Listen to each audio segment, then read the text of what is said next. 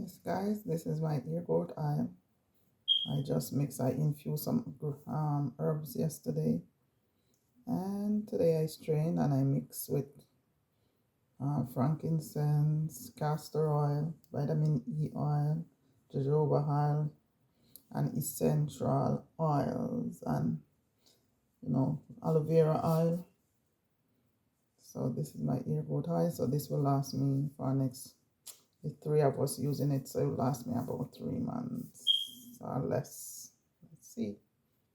Okay, I have part one of what is in the herbs. So guys, I'll put up the part one and you could watch that also. So this oil is going to grow your hair, promote ear growth, grow back your edges, and if your hair is falling, you could also use it as a hot oil treatment.